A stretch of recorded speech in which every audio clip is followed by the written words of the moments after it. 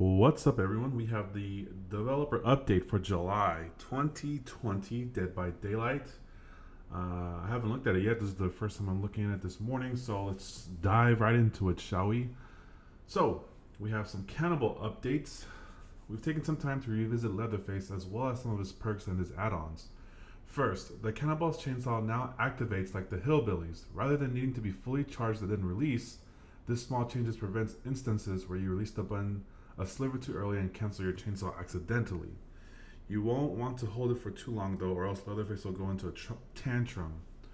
Bubba's chainsaw now has 3 charges by default. When starting your chainsaw sweep, one of these charges will be consumed.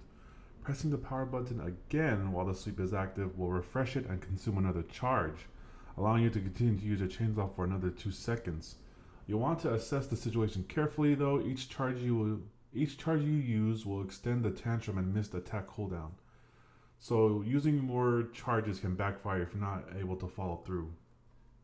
Charges refill automatically at a rate of 1 every few seconds. Additionally, Leatherface's maximum movement speed while using his power has been increased from, oh my goodness, this is in conjunction 5.06 to 5.29. This is in conjunction with the other changes mentioned above will make the Cannibal feel much better to play as and much more threatening to play against. Here's a preview of the changes in action. Let me just mute my side. All right, here we go.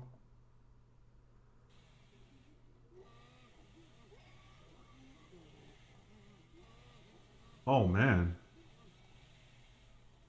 3 charges, huh?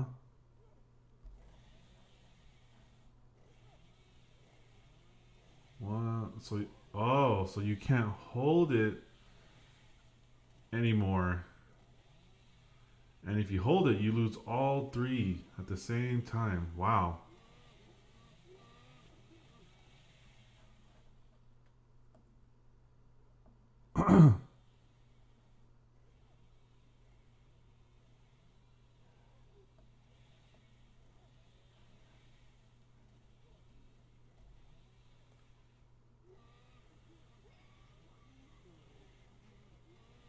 All right, well, it's just a loop. Interesting. Add-on changes. We've done a pass on the Cannibals add-ons with nearly all of them receiving some sort of changes. These changes will modernize his add-ons and bring them in line with the standards for killer add-ons, which are 4 uncommon, 4 common, 5 uncommon, 5 rare, 4 very rare, 2 ultra rare. There's far too many add-ons to list them all here, but here's a few examples of what you can expect. So they showed a little teaser tweet with this one.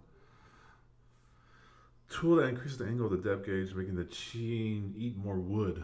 Increases the number of charges. Ah. So now he has iridescent.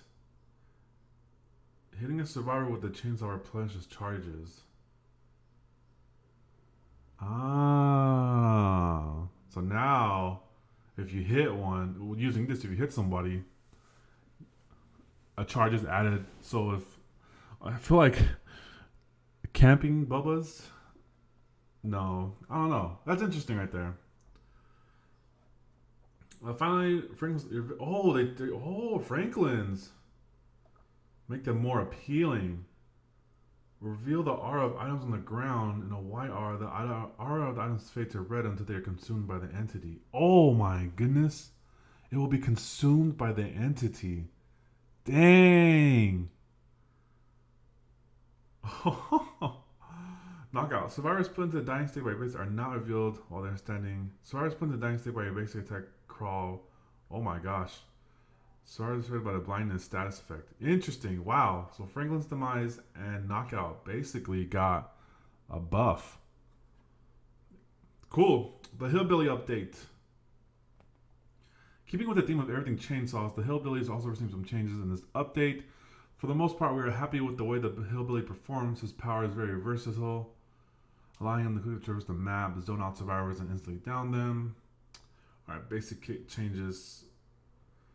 Reasonable changes were the best part, all things on top. Alright, basic kit changes. Given that we're already happy with the Hillbilly, are minimal. We're not moving any of the options you have with this chainsaw.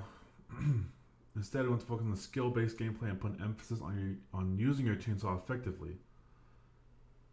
Only adding a small drawback to misusing your chainsaw. Will now feature a new overheat mechanic. Revving the chainsaw will now cause it to accumulate heat, which can be seen both in the lower left corner around the power icon and on the chainsaw itself. Sprinting with the chainsaw will also cause it to heat up as a much lower rate. I had to read that twice. This heat will dissipate over time whenever this chainsaw is not being used. If the overheat meter fills up completely, it can no longer be used until it has completely cooled down. When this happens, it will cool down at an increased rate. If the chainsaw overheats as you are sprinting, your sprint will not be interrupted. Oh, okay. Alright, let's check out this chainsaw mechanic. Overheating.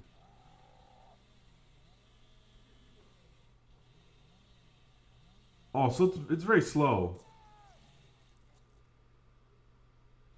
The overheat. Oh, when you rev it. Interesting. It looked slow, but then when you started revving, it started to go faster.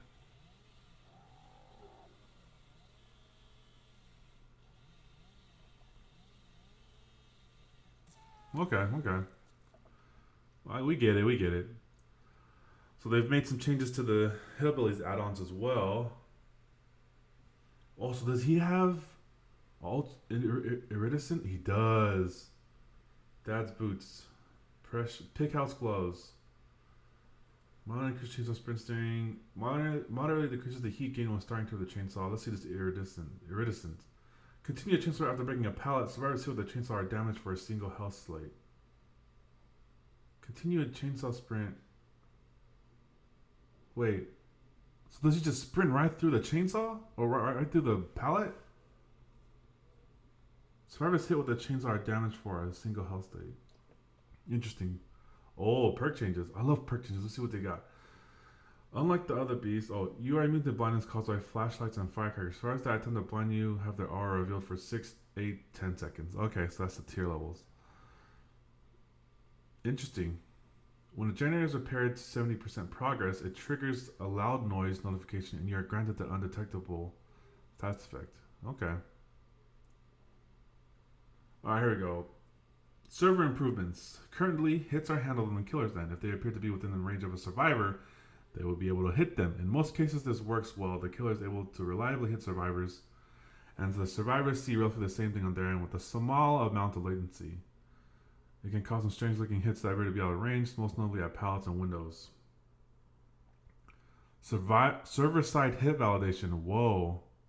The server will check and see if the hit was possible within a reasonable margin. If the survivor was too far to be hit, the hit is negated. Imagine. To put it simply, if you have a stable connection, you won't notice the difference as a killer. Your hits will still appear instantaneously and should not be rejected.